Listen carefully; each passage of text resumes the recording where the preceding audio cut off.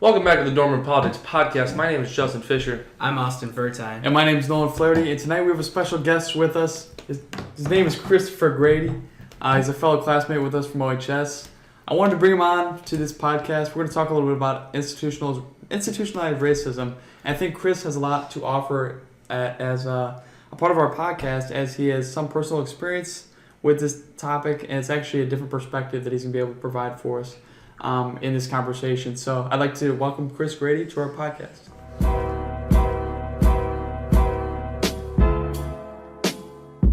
What do you think the majority of police officers are patrolling? It's these black communities. I mean, it's neighborhoods with rates of higher crime. That's where you want more police officers. This is the problem. Is that there's all these white kids in Naperville shooting up heroin and doing all kinds of drugs. But where are the police officers? Are they in Naperville cracking down on that shit? No. There's not incredibly high violence in the city of Naperville where people are shooting heroin. The statistics on the drug war show alone. Drug versus drug.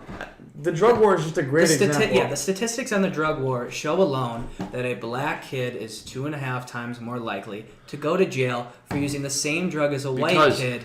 And no. Black Americans, most of the time in those court cases, it's connected to a more violent crime. That's a good point. Black Americans account for 13% of the population today, but are committing 50% of the murders, 50% of the assaults, and the murders, 96% of the time, it's black on black crime, right? The most threatening thing to a black male today is another black male. It's not a police officer. It's the incredible interracial high crime. And the idea that it's just these institutions of government that are oppressing these. No, but it's the government that has existed for year after year, and that. But it's not in 2018.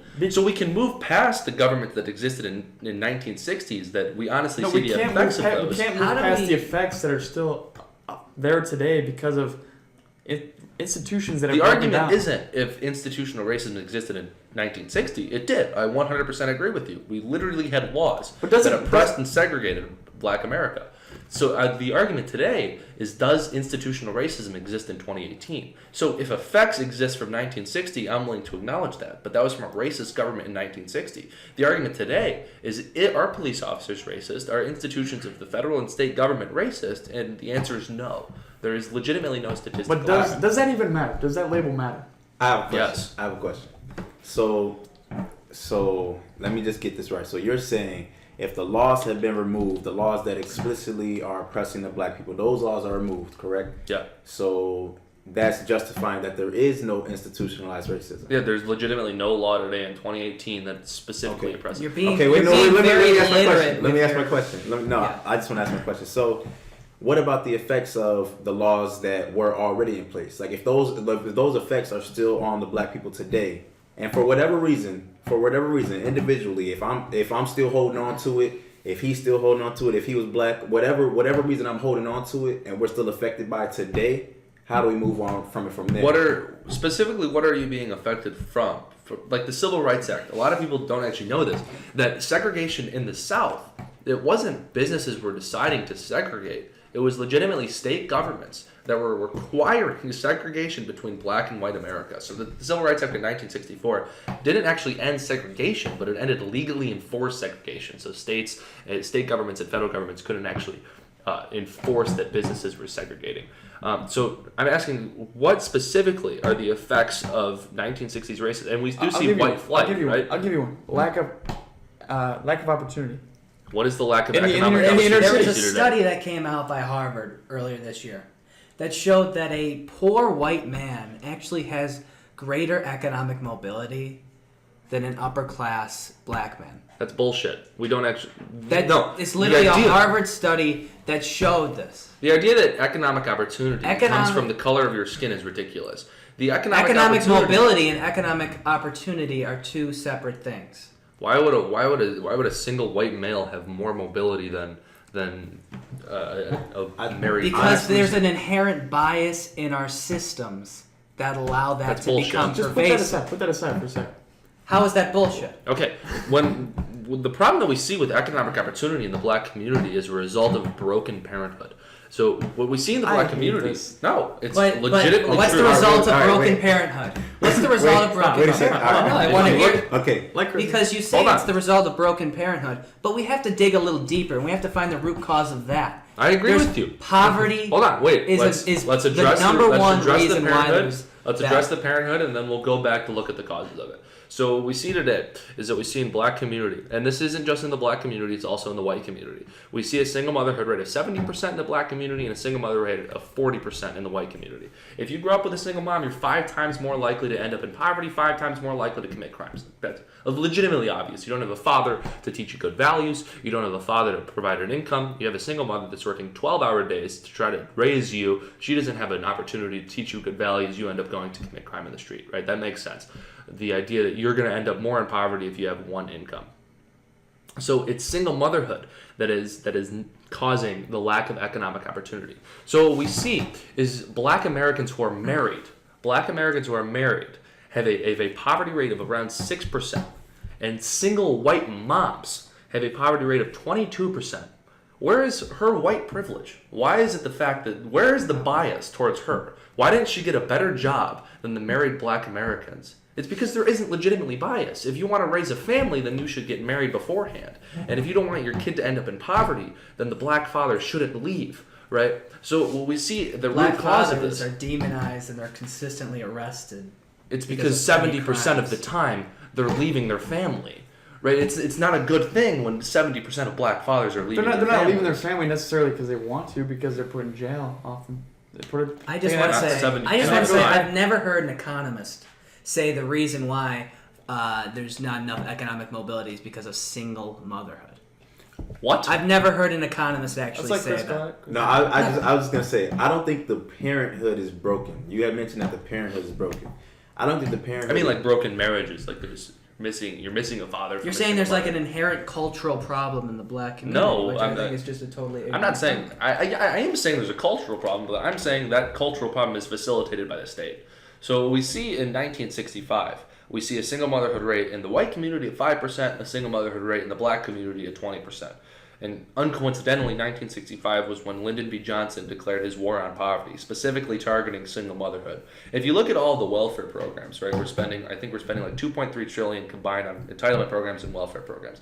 But if you look at the welfare programs, there's specifically targeted towards mothers who don't have a second income from their husband, right? I mean, honestly, that's fair, right? Welfare should be provided to these mothers who are struggling because they're probably the people who struggle the most in America today, right? Is single mothers with a certain amount of kids or whatever. But we see from 1965 to 2018, in the black community specifically, we see a single motherhood rate skyrocket from 20% to 70% because we incentivize single motherhood rate by providing welfare to mothers who end up being single. And we see that in the white community today. So it's a cultural problem in both, but it's a cultural problem that escalated higher in black communities because black communities are primarily centered in inner cities, and inner cities are controlled by the Democratic Party. So we see an accelerated rate in the black community, but we also see a cultural problem in the white community Do you ever as a think result of that- welfare. Not just because of welfare, not because of single motherhood rate, that the people are already poor, single mother or not, in the inner city? Again, if you Single mother or not, the people are already poor. the poverty rate between black Americans who are married is 6%. Where did the poverty come from? It's because of I'm in telling you, 19 if you want to get in out of poverty 1960 today, then you should be 1970s. married. If you don't want your kids to be in poverty today, then you no. should It be doesn't married. matter. You could be married in the inner city and still be. I'm telling you today, a poverty rate among a single white mother is 22%, but Yeah, under, but but I'm under telling a you that- married black parents, it's 6%. But where are those married? Yeah, married black parents. I don't think whether or Chris not they're married or single. I mean, I see your point. I do see your point. Well, let me just say this really quick. Absolutely. I do see your point. Like I do see your point about the marriage and single households, but I have to agree with Nolan more on the fact that it's like the poverty is already there. It's been there. It's already there. The poverty is already there. The oppression is already there. The come out in fear is already there. Like, I don't know. It's hard to explain, but you kind of just have to be there to experience it. Like, be in the room when a black grandfather is speaking to his grandson, or a black father who just so happened to still be there when his child was born, gives him the talk, our cultural talk. You know what I'm saying? It's already there. So, and do I have a solution for it? My solution is, I mean, somehow, some way, we have to move forward. But to get a big group of people who are mad at the white man to move forward, that's hard. You know what I'm saying?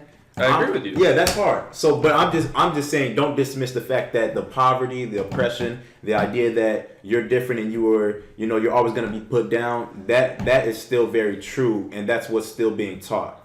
But I think where we can start from moving forward today, from there, is the opposite of what the Democratic Party says, of what Black Lives Matter says. So the idea that the welfare is actually going to take you out of poverty is absolutely BS. The way to take you out of poverty is, and honestly, this is not a popular opinion, it's only popular among conservatives in America, is truly individual responsibility. So according to the Brookings Institute... Eat shit and die. That's for Republican. No, it's BS. That's what you're saying. No. According to the Brookings Institute, only 2% of people who do these three things are going to end up in poverty. You finish high school, you get literally any job, and you don't have babies until you're married. I'm going to stop you right there because you have to create the systems that allow that to happen. That's simply... What, like public education? Like expanding employment? So raising the marginal corporate tax rate to 35% is what expands employment? No, it's cutting it to 20%, 21%. First off, the effective corporate tax rate is 17.5%. It's not 35%. Right now, it was 35% before the tax cut the jobs act. Rate is 17.5%. Whatever. 17.5%. Okay. I think, Chris, I'm really happy you came on the podcast today, and I'm glad we were able to share this with the viewers. There's so much left unsaid, obviously, about this topic. It goes back generations on generations, and we see the problems with the inner city haven't been fixed 1965 on, even though in law that we're equal in law in 1965 with civil rights acts and stuff like that. But I think what we want to see in the future, all of us at least, even though we have our different solutions, whether it's welfare for some of us, I'm not exactly sure what the left is proposing right now to fix the inner city, or whatever Justin has to say, because his opinion is always right. But we want to see movement in the inner city, and we hope that whether it's white, black, Mexican, whatever race it is, that we all see that it's equal, and that in the future we can say that the past hasn't affected the present, and that's something that we want to see going forward. And I really hope that in the future, whether it's local or municipalities or the federal government, that one true solution is found, and that we can provide jobs for people in the inner city, and that the crime rate can go down. And even though we might not have that solution now, I think it's a good stepping stone to sort of talk about that on this podcast, and I'm glad you were able to come on and join us. Yeah, thanks for having me. If I could just say one last thing. So you mentioned about, the past, and in terms of a solution, like how do we move forward? Maybe it's because, we're holding on too much to the past. I'm just telling you, like, it's really hard for the black community to let go of that. That's all I'm saying. If you ask, am I an advocate for the black community? Am I an advocate for anything? I'm just an advocate for moving forward. How do we get to a point where everybody's okay, Everybody's okay. We're coexisting like we're supposed to. The issue is the black community is holding on like for dear life. It was only 50 years. It was only 50 years. And the issue is solutions. But I'm just saying, that's the blunt truth. They're still holding on to it because we don't know any better. And it's like, okay, well, how do you teach us to know better? And it goes, So there's just a lack of education, and I'm not saying like system wide, just within the community, a lack of importance to moving forward. That talk isn't happening. The moving forward talk isn't happening. It's just the oppression, which unfortunately is still today. So I don't know.